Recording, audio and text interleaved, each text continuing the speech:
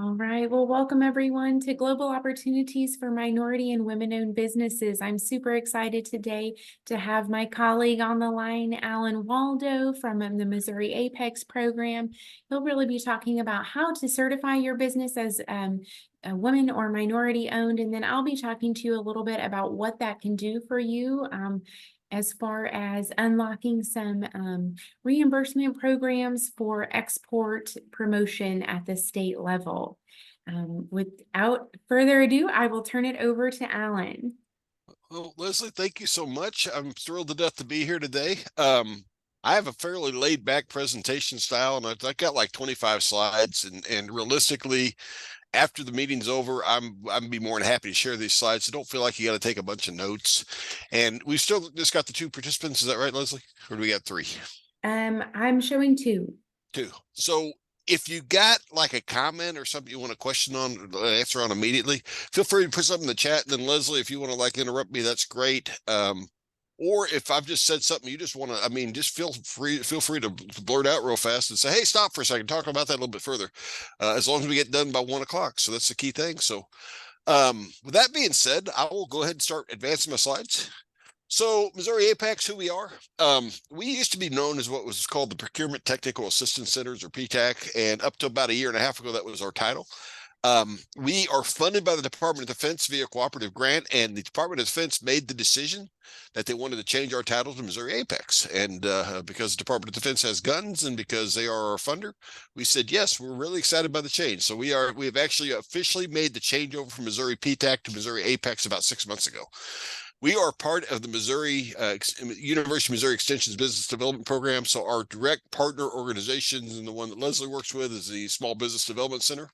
And then we're also involved with TAC, which is the Trade Adjustment Assistance Center, which is out of the Kansas City area, and they cover 4 different states. And if you're a manufacturing company that has seen a decrease in sales due to foreign competition, they may actually be able to help get you some money from the federal government to help you improve your products. I think that you can actually use the money for like ISO certification and possibly even buying equipment. I don't know all that for facts, but they were a wonderful group to get together with. In addition, being that we are working with the government agencies, I work really closely. In fact, I had a conference call earlier with the SBA, so Small Business Administration, ACE, the Army Corps of Engineers. VBOC is a Veterans Business Outreach Center, which is located out of St. Louis. It's actually funded by the SBA. SCORE, and I can just put down, et cetera. We've got various connections across the way. GSA has some of these other folks too.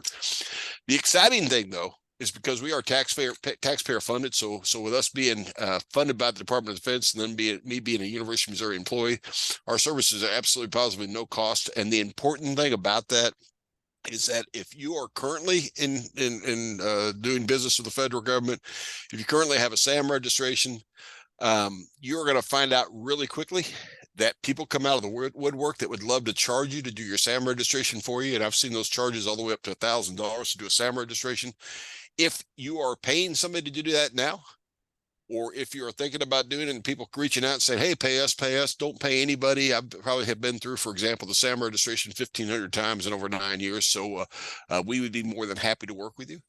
But the thing about the SBDC, or I'm sorry, about the Missouri Apex, so is by grant agreement, we can only help people with government contracting and what's called SBIR and STTR grants. And SBIR stands for Small Business Innovation Research Grants. So kind of high tech type stuff, maybe better ways to get products to the market.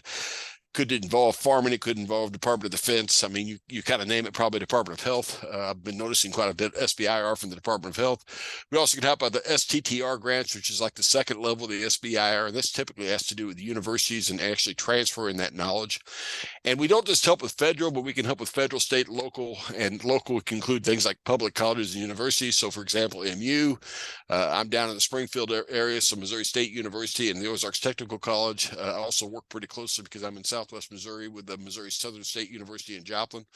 And then, various schools. So Springfield School District, Kansas City School District, Jefferson City Schools, whoever it might be.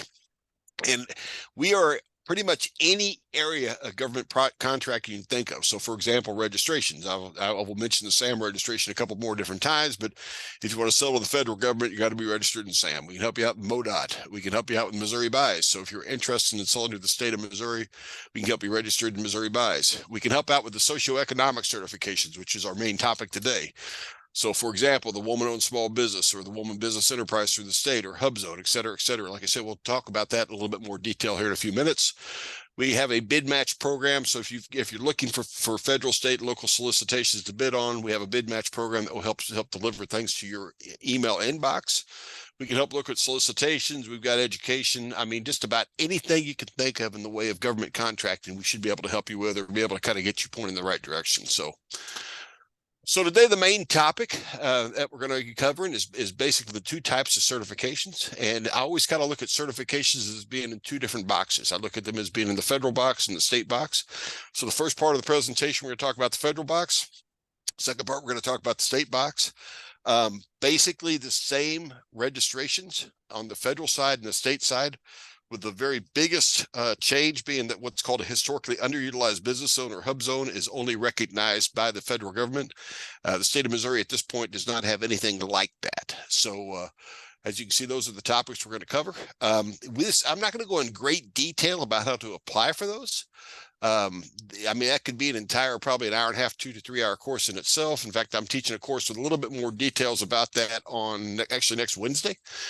So I probably should have put that course information on my slideshow. To just dawn on me right now, which I always kind of hate when that happens. But if you've got an interest in signing up for that course next Wednesday, my email address will be at the very end of the slideshow. Email me the information, your information, and I will email you the link to sign up for that free course. So if you want a little bit more in-depth dive than what we're doing right now, even though you're going to see a lot of the same slides on next Wednesday. So general eligibility requirements, and I've got federal, but truthfully, a lot of this is also state too. Number one, you need to be either a U.S. citizen or a naturalized citizen if you're planning on applying for a federal certification.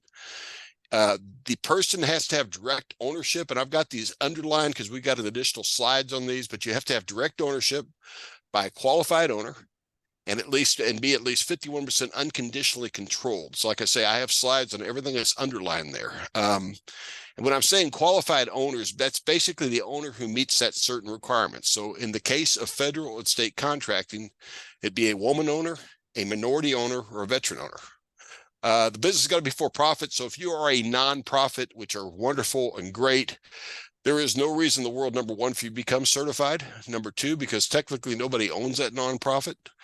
So you cannot be a nonprofit business. Say, I really want to get certified as a woman-owned business, because really you're not particularly owned by women at that point. Your firm cannot be debarred or suspended. I have known very few firms that have been debarred or suspended. In other words, don't be on the naughty list with the federal government. A company that's been debarred or suspended has got to have done something really, really, really bad to get debarred or suspended.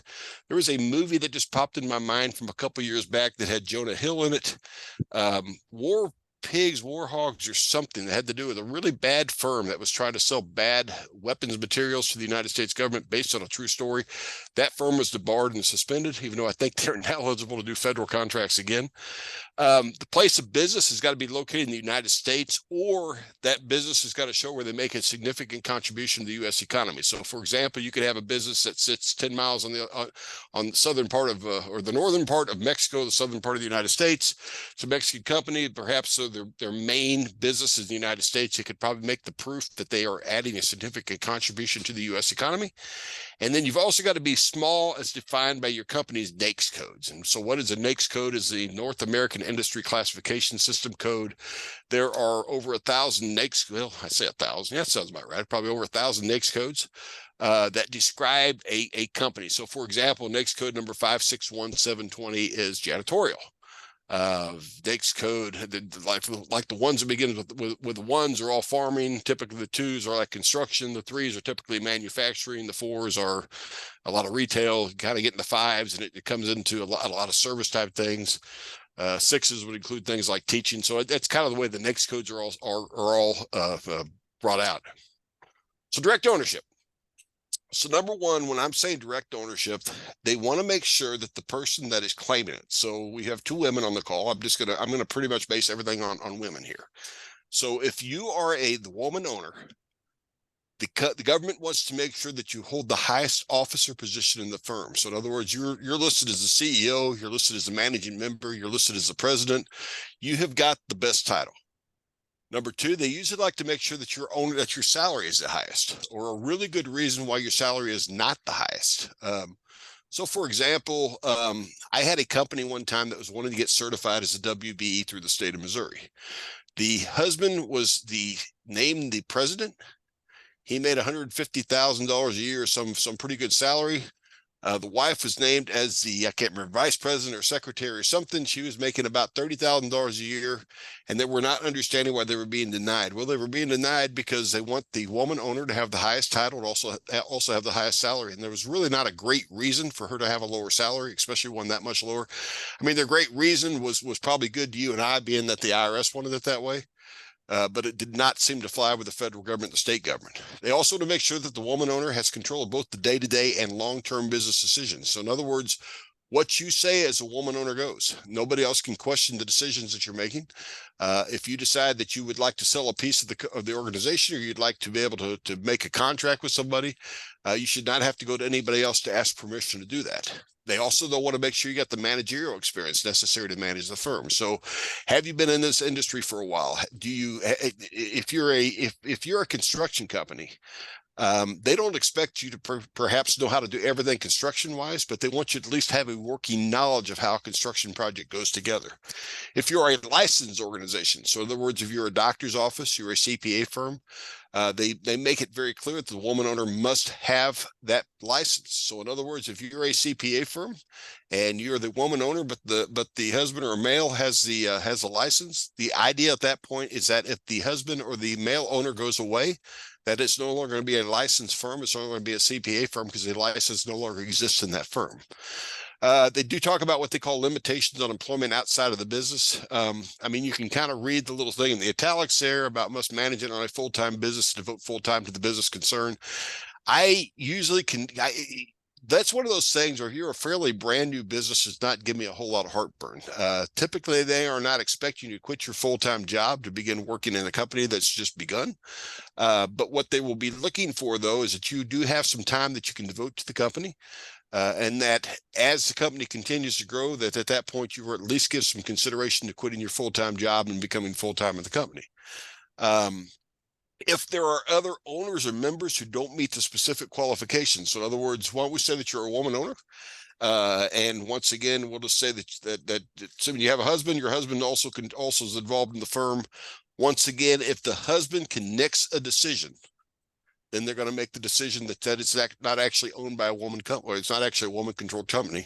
Typically can't be a franchise business. So in other words, if you are a McDonald's franchise holder and you'd like to become a WBE, I don't know anything about the McDonald's franchise agreements, but I am pretty sure they're probably restrictive enough that says these are the things you can and cannot do. And because you have a larger company that can control what you can and cannot do, that typically cannot be a franchise company. And I've got a reference text there. I did say not all the above information is discussed in this reference. And the main part on that would be that the franchise business is not specifically mentioned. But I have seen that before when I've been working with companies saying, yeah, we're franchised. And I'll say that's usually not a good thing if you're going to become a WBE. So definition of a qualified owner. So this is actually going to talk a little bit more about who meets the characteristics. So I've put down I put down the small business. So it's based upon the NAICS code size standards. So earlier I'd mentioned to you about the NAICS code table. There's a table out there that gives size standards. And when I look at the size standards for the NAICS codes, typically to me, they are really large. And I know a lot of really, really big, small companies that are still small businesses. So for example, a janitorial firm, and I always hate to quote this off the top of my head, but the janitorial firm for the last 5 years worth of revenue has either got to be below 19.5 or $22.5 million a year. I know an awful lot of janitorial firms that are nowhere near that number. I think if you're an engineering firm, I think it's below less than 15 million a year. Construction firms are running a little bit over $40 million a year. So we're talking about some pretty good sized businesses that can be considered to be small businesses. Definition of minority, this has actually been cut and pasted from the federal government, but the minority is considered to be a Black American, a Hispanic American, a Native American. So Alaskan Native, Native Hawaiian, or enrolled members of a federally or state recognized Indian tribe. And there's probably about 550 or 600 different Indian tribes that are, in fact, if you were to type in a Google search and put down U.S. recognized Indian tribes, you will get something from the Bureau of Indian Regulations that talk about every single tribe that is recognized across the United States. Asian Pacific Americans. So you can kind of see the list of countries there.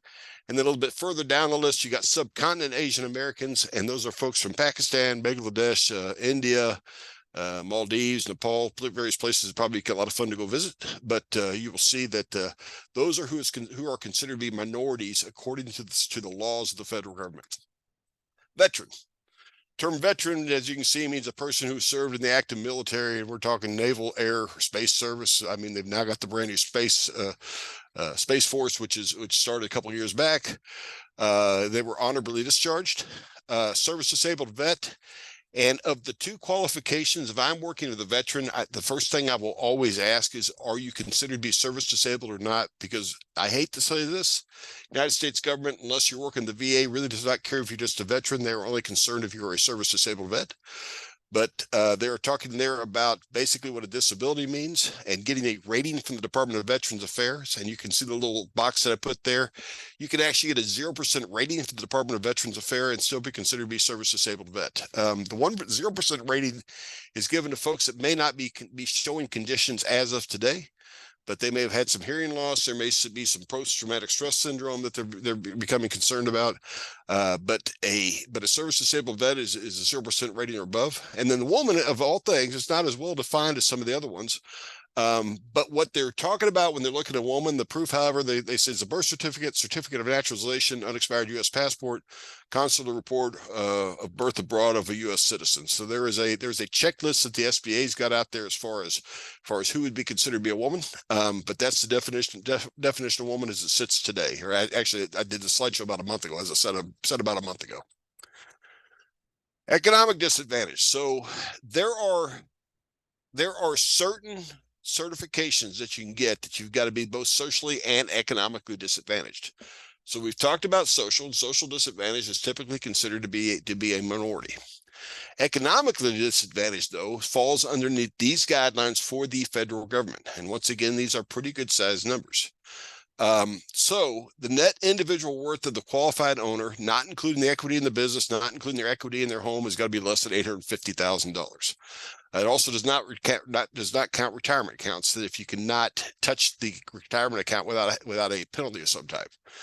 The woman owner has got, or the economically disadvantaged owner also has to have a gross income of over the last 3 years of less than $400,000. And then the fair market value of all assets, not counting retirement again, is $6.5 million. So the economic thresholds on this are rather high. I would be economically disadvantaged. I don't know about anybody else on the call, but I'm going to guess the majority of the people that I talk with fall within those guidelines. In fact, when I say we need to determine if you're economically disadvantaged or not, and I usually give them about the first number, and they say, yeah, I don't think there's going to be an issue with that one. But I've also had a few people sitting in my office say, yeah, I'm not going to meet those requirements, and I'm thinking it's good to be you. So economic disadvantage is defined there. Now, one of the certifications that is off of what they call economic and social disadvantage is what's called the 8A. And 8A is defined that way because that's where it's based in the code, is under the code number of 8A. Up until about 6 months ago, you had to prove that you were socially and economically disadvantaged, and social disadvantage was automatic if you were a Black American, Hispanic, Asian, subcontinent Asian, or Native American. There was a lawsuit that was brought by a company by the name of Ultima. They brought it against the USDA, so the U.S. Department of Agriculture. Ultima had a long-term contract with the USDA and had been getting renewals. I can't remember if it was 10 years worth of contracts, 15 years of contracts. They had basically were getting awarded 5-year contracts and had done it for numerous years. They were getting ready to rebid on a contract, the contract they had forever from the USDA, and the USDA had set this thing aside as an 8A contract. So they were no longer eligible to bid on this contract, and they brought suit because they obviously wanted to continue holding this contract. U.S. Eastern District Court of Tennessee ruled that just because you're considered to be a minority does not mean that you're automatically socially disadvantaged. So that became probably the biggest rule change that I have seen over the last several years, based upon who can be considered to be socially and not socially disadvantaged. Now it's just for the 8A. It's not for anybody else at this point, just for the 8A. So what they are now saying is that even if you're a Black American, that they are expecting you to write a narrative with a preponderance of evidence showing how you have been economically disadvantaged, and disadvantaged as far as your career and getting into business and stuff based upon the color of your skin. And the other thing that interests me about this too is that companies that are currently 8A certified are not grandfathered into the program. So you lose your 8A certification unless you write that narrative. Now, I have no idea about anybody on the call if you're involved in 8As. If you are, we probably need to have a conversation, especially if you've not heard about this Ultima versus USDA, because the SBA is taking narratives now. I've not personally been involved in writing one, but they do give a lot of guidance on how to write those narratives. But like I say, at one point you're considered to be both economically disadvantaged if you or socially disadvantaged if you fell within the minority category. Typical documentations you got to approve for an application. So if you're going to turn in an application through the portals, proof of citizenship, so they want to see your unexpired passport, they want to see your birth certificate. If you're using your birth certificate and you have had a change of names, they're also going to want to see a marriage certificate. They're going to want your Secretary of State formation information. So assuming you're not just a sole proprietorship, they will be looking for documentation from the state that you formed your company in. They're going to be looking for your bylaws if you're an S Corp or a C Corp, or your operating agreement if you're an LLC. And of all the documents you turn in, that is probably the most critical, because those are where you normally define who can make decisions. They will be looking for a resume from the owner or owners to be sure that they actually have the skills to run the business. And then, depending upon the certification, there may be many, many other types of documents they may ask for.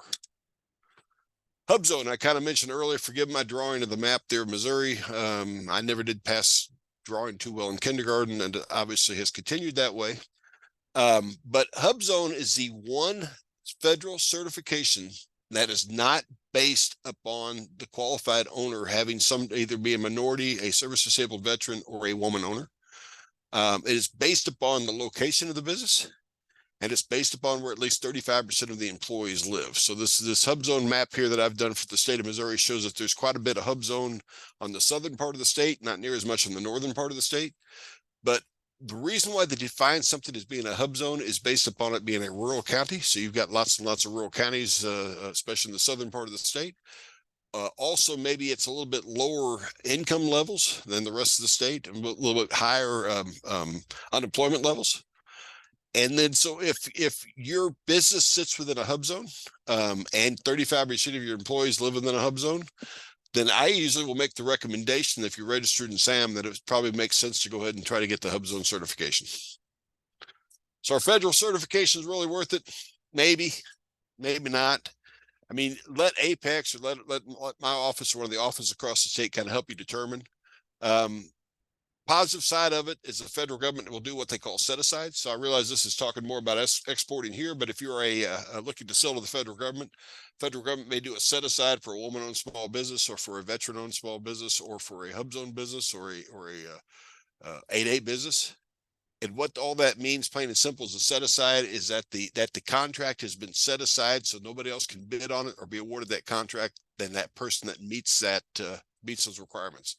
Subcontracting, there are a lot of large prime contractors out there that are being required to use smaller businesses. The thing about that, though, is, for example, you can self-certify as a woman business. You can self-certify as a small business. So you may or may not want to go through the process to actually get certified officially by the federal government. The federal government does not meet all of their goals, and I've got a slide on that coming up next. And then the other thing I usually like to do, if I'm talking to somebody, is do research about how often the government actually does use a set-aside. I worked with a small physician clinic in Nixa. That is a woman-owned clinic.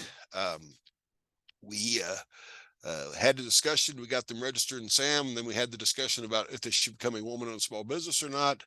Before we actually went through the pain in the neck process of doing that, I did some research and found out that of all the millions of dollars worth of contracts that are set aside for physicians' offices a year, and all the various different contracts over the last 2 or 3 years, I think there was like 5 set-asides for a woman-owned small business, and we decided that was not near enough, and I think 3 of those were awarded to the same company.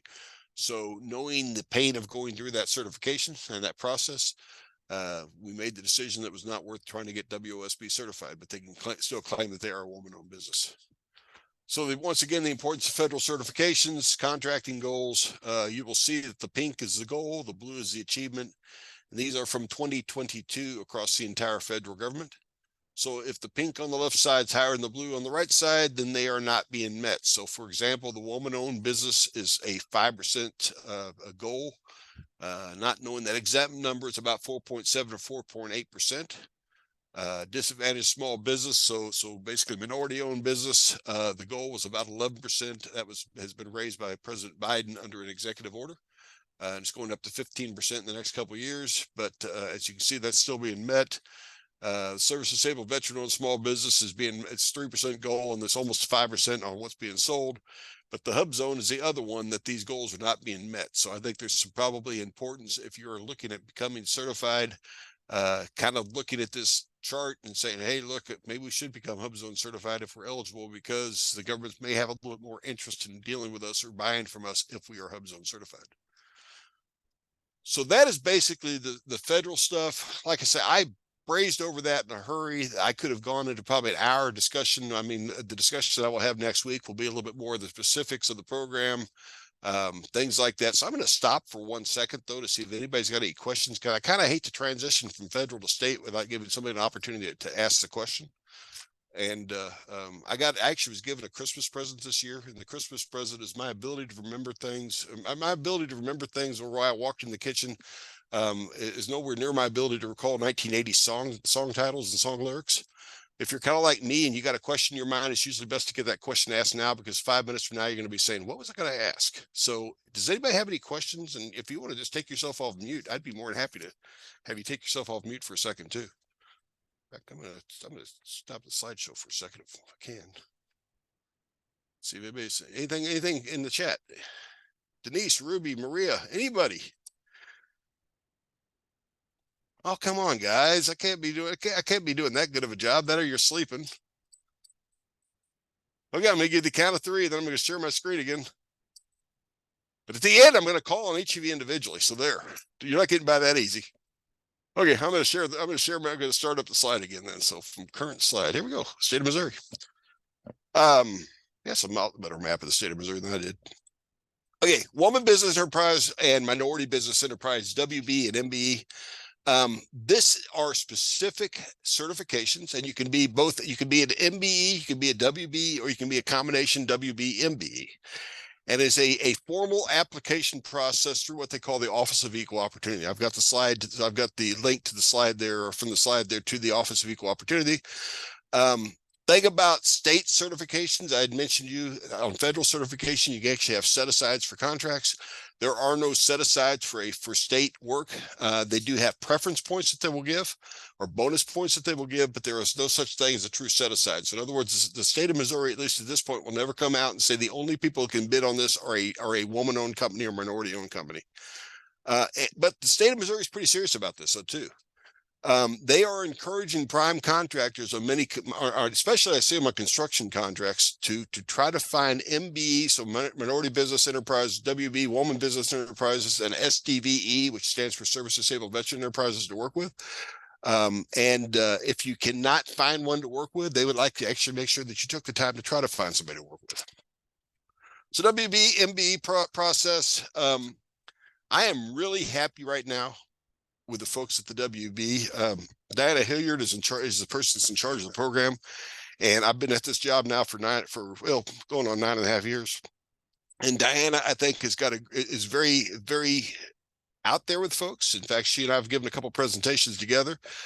She was very, very serious about making sure this program remains very professional, but is also willing to answer questions for people. So I am thrilled to death right now with the entire process with the WB and MBE, and I think it's a very fair process.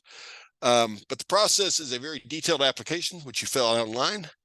I've got down site visits. Likely, it's probably almost 100% now they're doing site visits. They were doing site visits 100% before COVID. Then they went to, like everybody else, went to Zoom calls for the site visit.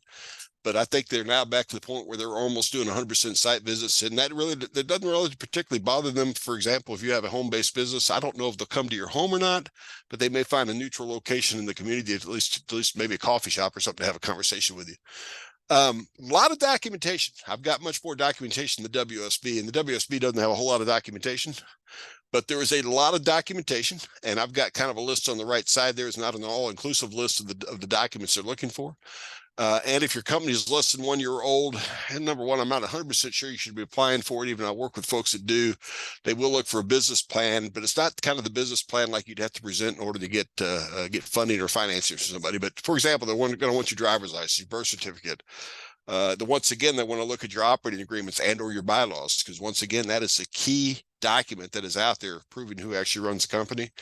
They're interested in your bank signature card. They want to make sure you can sign the card. They're looking for lease agreements. They want to make sure that if you're claiming that you have a lease agreement, that it was a woman owner, the minority owner that signed that lease agreement. Payroll information. So they're looking to make sure that the owner is the highest paid person, or if they're not the highest paid person, why not?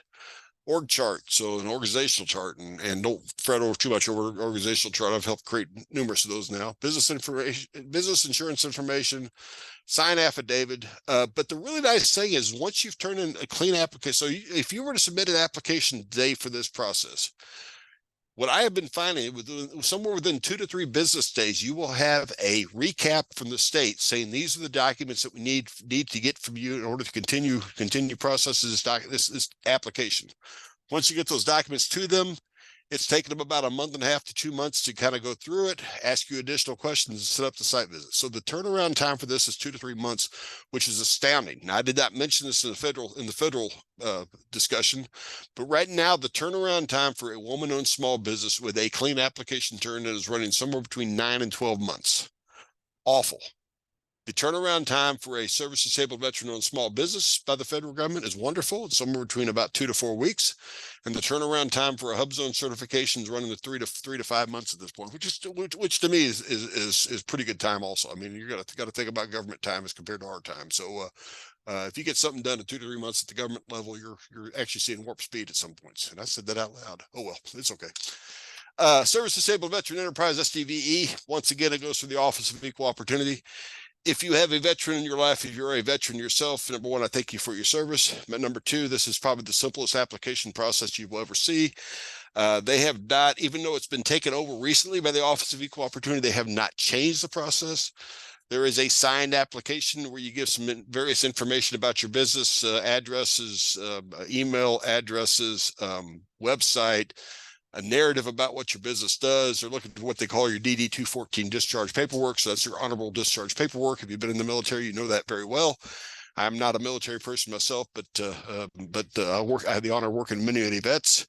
And then also your rating letter from the VA. And remember that a 0% rating does qualify. Turnaround time, I got is less than a month. Truthfully, it's about a week and a half.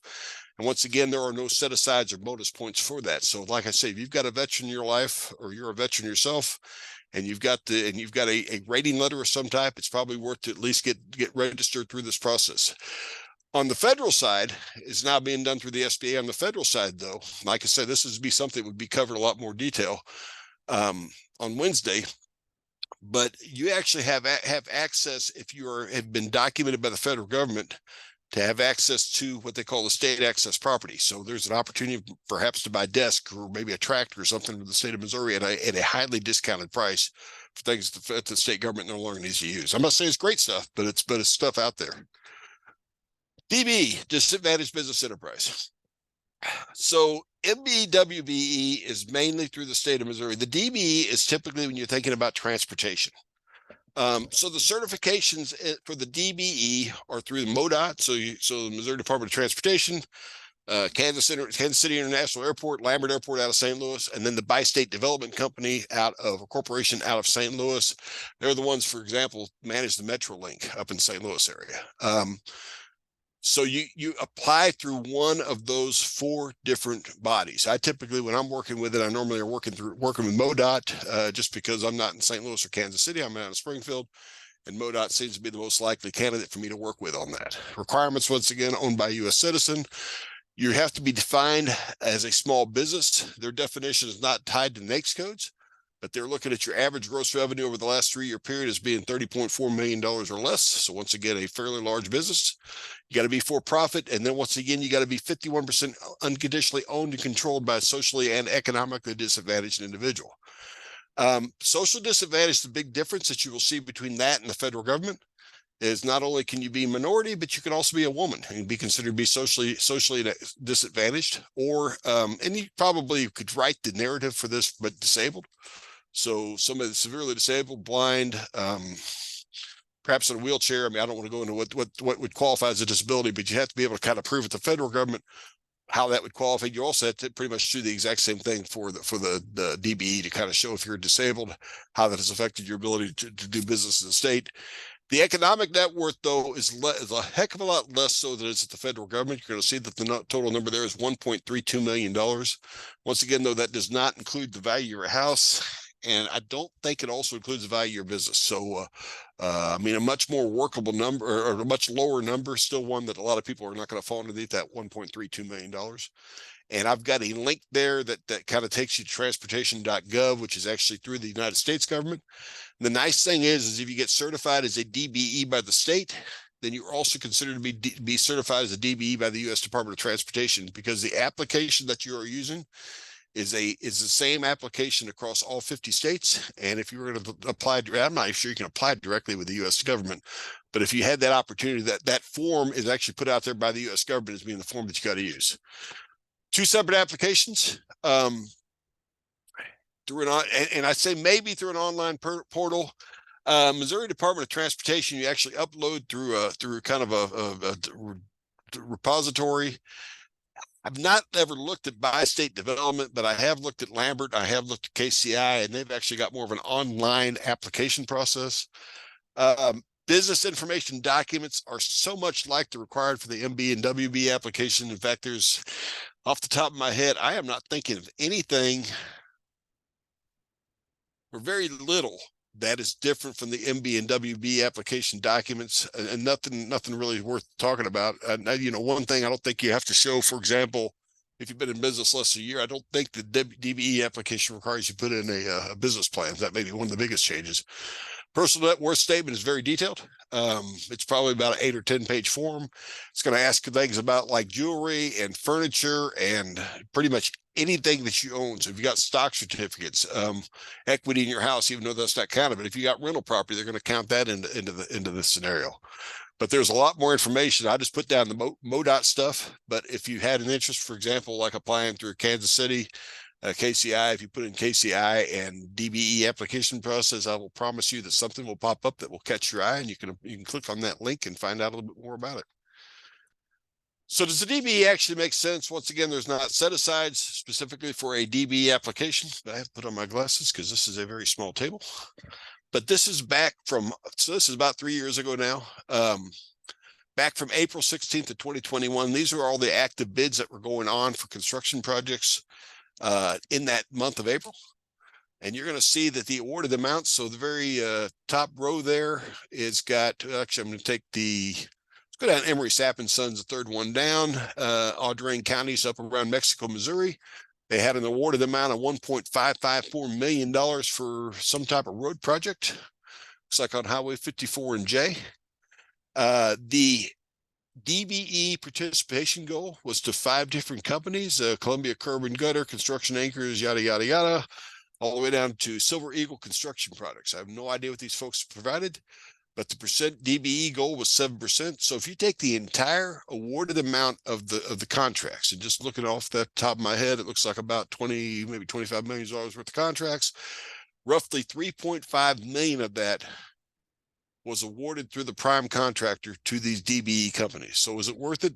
I'd say it is, definitely.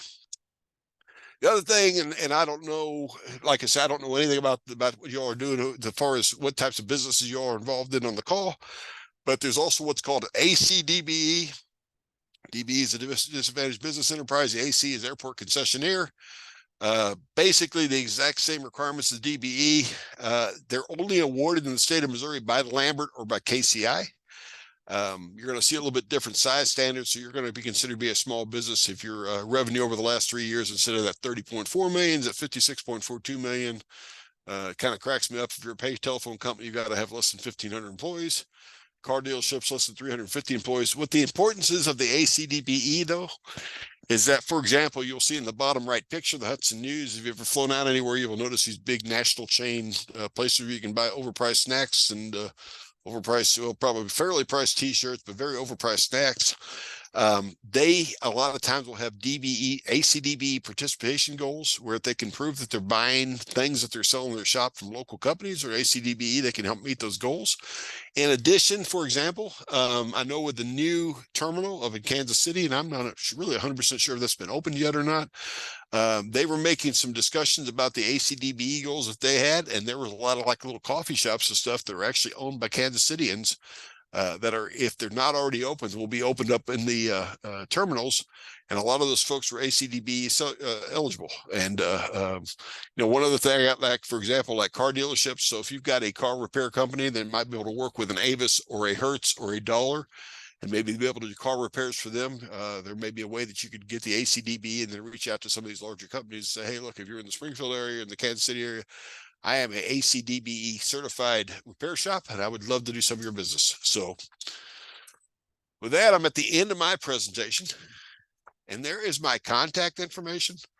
And I will tell you right now, probably the very best way to get in touch with me is the email address there. So the Waldo AJ at Missouri.edu. So that's Waldo AJ at Missouri.edu. I work both in and out of the office. I do a lot of I do a lot of traveling for some, but I do work from home some, but also work in the office, quite a bit in the office today. But that is probably the best way to get in touch with me. I am currently booking out probably about 2 weeks in advance. I've got 21 counties under me, and I'm the only Apex person in Southwest Missouri. Friend Will's Mush Rush over West Plains also covers some Southwest Missouri areas, but I go all the way down to McDonald County, which is far Southwest Missouri, up to about Nevada, kind of shoot across the state to Buffalo, Missouri, shoot all the way back down to Branson. And then I've got a kind of appendix going up Highway 44. So I've got Marshfield, which is Webster County, Laclede County, which is Lebanon, Pulaski County, where Fort Leonard Wood's at. And then I also kind of share Phelps County with my friend and colleagues from Columbia. So once again, Waldo AJ at Missouri.edu. And I am going to quit sharing my screen. And I'm going to specifically call you out right now. So Denise, Ruby, Maria, any questions? And the other thing too, and I realize, Leslie, you got a couple minutes that you want to do a little bit more presentation too. How much time do you need? 5 minutes? Yep, I don't need much. Okay. So one thing that I hate about these online meetings is when you're meeting in person, you got a chance to network. So when we got a small group like this, and once again, I mean, obviously, if you're really shy, like, and people don't believe it, I am actually shy, but if you're really shy, you may not want to do this. But I'd love to give you all the microphone for a minute to tell us who you are and what you own, because there may be a connection you all could make with somebody. So if you don't mind, there you go, Maria, your picture came up. Yeah, hi. Go for it. Oh, no. I came late, so I only heard like the 40 minutes presentation. Yeah. And I was figured out all this process and everything. So my only question, and you maybe did early, so I apologize in front for being late, is I know that you say maybe this is work for some people, but maybe it doesn't. So what will be the best start in all these options that you present? You know what I mean? Because it's a lot of different certification. So I think some of that depends on, I agree. I mean, you'd rather use kind of a 22 approach than a shotgun approach toward it. I think ultimately it probably comes down to who your customer is going to be. Okay. So my knowledge on exporting, other than knowing a couple key terms, and Leslie and I were talking about that before I got on the phone. So I don't know what's critical from the state of Missouri. The critical state of Missouri, if you're looking to do an export, is probably the MB and the WB. And I may be wrong in that. And if you're truly wanting to become an exporter, then probably the conversation should be around the MB and the WB. Would be my thought. But if you're interested in selling to the federal government, for example, then I mean, probably getting registered to SAM and then considering pursuing one of the certifications through SAM might make sense. So does that answer your question? Yeah. Okay. It's like more really check around where you want to go to shoot, and after that to figure it out. And that's where the value of the Apex comes in at, is because, I mean, you can communicate with me now. Where are you from? What part? San Joseph. I'm sorry, where? San Joseph. Oh, St. Joseph. Yeah. So you'd be working with one of my Kansas City colleagues. But if you were to reach out to me, I'd be more than happy to make the introduction to one of the Kansas City colleagues. And then you kind of get the conversation going with them, and they'd be very, very helpful to you. So yeah. I appreciate. Thank you Yeah. so No much. problem. Nice to meet you, Maria. We too. Denise, you're up. Or you can just like make faces at me. Denise did put in the chat, I appreciate your presentation. I work for a woman-owned business who is interested in becoming certified. I'm sure we will have questions later. Perfect. I understand. Great. And you just I'm going to put my email address in here once again for y'all. And feel free to, like I said, to reach out to me. So sorry to call you. I guess I'd seen something come across. I didn't focus on it. So I apologize, Denise. Ruby, anything directly?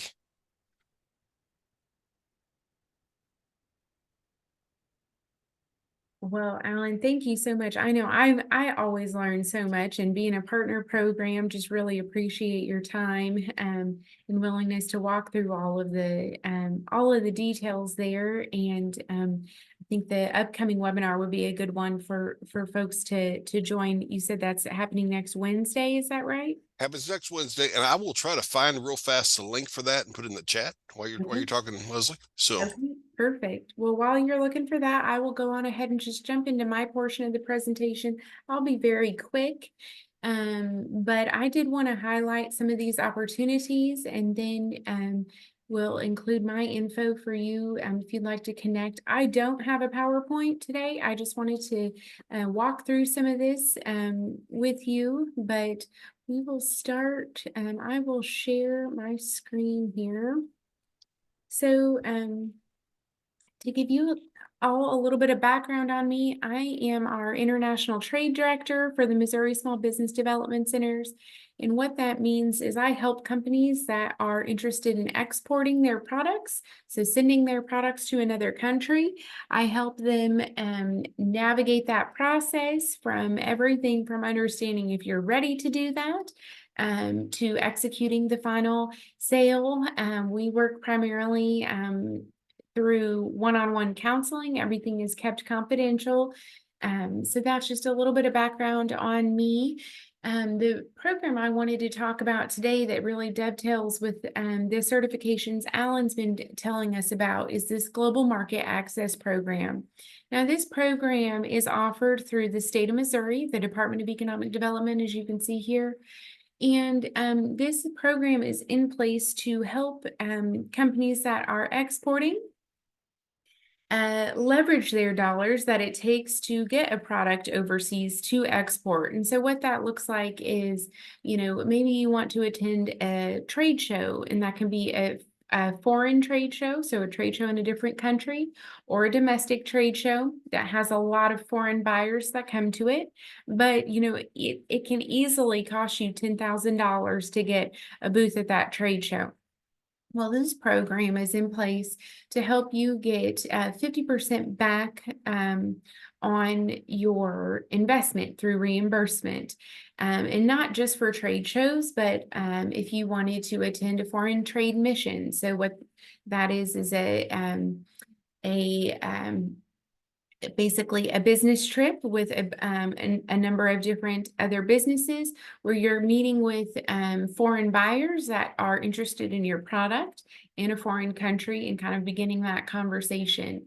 Let's say you wanted to develop an international website that would be localized in a certain market that you're looking to go to, or have even something as simple as your brochures translated into a foreign language. All of these things can be, you can apply to get reimbursement for. Eventually, if you were to establish a relationship with a foreign buyer and you needed to make a foreign market sales trip into that country, you can get, if you are eligible, you can get reimbursed for, half of your flight, half of your lodging in country. So there's a number of really positive benefits to this Global Market Access Program, and I will go on ahead and put this in the chat, this link really quick. And the connection to being a minority or woman-owned business is 10% of all of the funding that is is available to Missouri companies. 10% of that must go to women or minority-owned firms. And so having that certification certainly sets you apart when you're looking to apply for this reimbursement, and can certainly help you in that process. Here is Leslie, can I stop and ask you one quick question on that? You may have yes. answered this before me at one other point. Missouri Department of Economic Development's looking for the MBE or the WBE through the state. Is that right? Or is they looking for something through the feds? I think it's through the state, and Okay. to be fair, I did clarify that it is a self-authorization, so the full certification you may not need. Certainly, if Oh, you okay. have the certification, that will be best. Good. But so I didn't realize that until recently, but being able to show that you are indeed minority or woman-owned will help, I think, set you apart. And so, Thank you. no, thank you, Alan. So this is the program, and I'll put this in the chat as well, this program summary. But for now, let me see if I can get the link. Oh my goodness, my computer being slow. But I did want to highlight. Oh my goodness. Sorry, guys. Well, I might have to get you that link afterward. But I did want to highlight this cost to be reimbursed. This really shows you all of the things that can be covered under the Global Market Access Program. And one key thing to note about this program is you do have to be exporting already to one country, so that if you're selling to Canada or Mexico, those are our top 2 trade partners, then you would be eligible. Even if you're just having one sale, you would be eligible for this program. If you are not currently exporting to another country, there is a sister program called the State Trade Expansion Program that really mirrors this, but does have a little bit of a wider window for folks who have not exported before. But essentially, the programs look very similar, and really can help you get the most back on your investment in finding international buyers. So one of the things that both programs do like to see is that you have an export business plan in place before you apply. Again, if you have already exported, they don't always require it, but it's a really good thing to have as you are applying for both programs, just to show that you will be making the most of the return on investment with state money. So one of the things that we do to help companies here at the SBDC that are interested in applying for these programs is we first start you off with an export readiness assessment. This is what that form looks like. It's actually like 31 questions. And I think it's 31 questions or so. And however you answer, I then go back and give you as feedback, strategies, and resources for no matter where you are in the export process to get you export ready. In that material that I provide back to you, I also tell you where you would be putting the information that I'm providing you into your export plan. So the idea is that it's really a turnkey process, so you can easily develop your export plan. The export planning process is something that is pretty involved. We do work together over a series of one-on-one consultations to help you flesh out that plan. We cover a lot of different things in that plan, but again, having that plan is key for unlocking some of those reimbursement programs offered at the state level. And that is kind of just the high level I wanted to do. Really I know it's very broad, but I wanted to just kind of highlight that those opportunities are available to you. If you want to get involved with me to try to start taking your export readiness assessment or building that export plan, I'd be happy to work with you. You do first need to be signed up with your local SBDC, which you can find here. Or you can email me and I can just send you the link to your local SBDC depending on your location. I'm having trouble with my mouse today. So I will include this here, and then all of our services are at no cost to you. My email address, I'm putting that in the chat as well.